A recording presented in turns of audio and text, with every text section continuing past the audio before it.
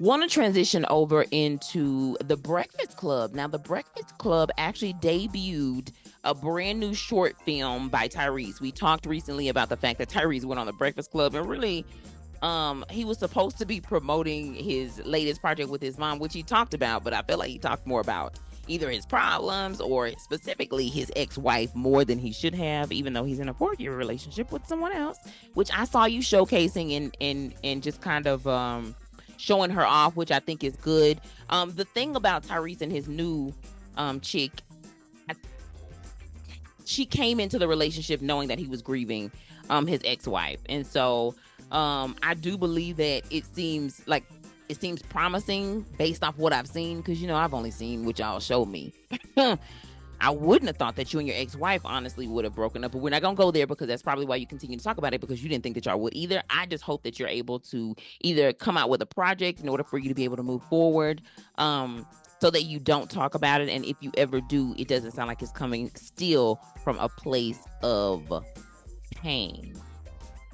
Going back to the short film, it opens up with a scene that includes his mother watching her important TV shows, and a few minutes later, she's chain smoking some cigarettes. It's a almost 17-minute video in which Tyrese portrays a rising singer, and he's telling his mom he's gonna make it. However, 3 months later, she ends up passing away. And y'all seen that red skull cap that he had been wearing for a while in interviews? That actually it shows up as well, like in the video. In the BC interview that he talked about the project, he talked about that project BC.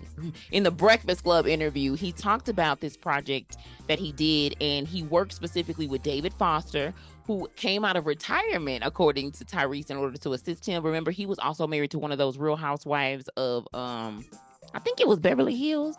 Hadid is her last name. One of those, but working with him, but then also working with producer Brandon Bam Hodge for the particular project. David Foster ain't no joke. He's a plural Grammy Award winning producer.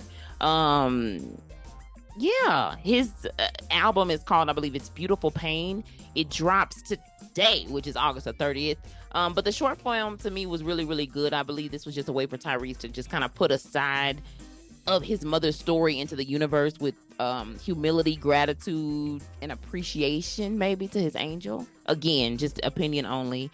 And again, the angel in this case will be his mom for show. He also is actually stacking it up, just kind of similar to what Halle Bailey is doing, right? He got music coming out, he has an album coming out, but he also has a movie that's also coming out as well. It is a film, and I believe it's called 1992. Yeah, I think I saw an emotional reuniting with, I believe it was like Vin Diesel, and it was someone else that he was reuniting with while he was on the red carpet for the film. And when Tyrese did the Breakfast interview, he talked a little bit about playing Teddy Pendergrass.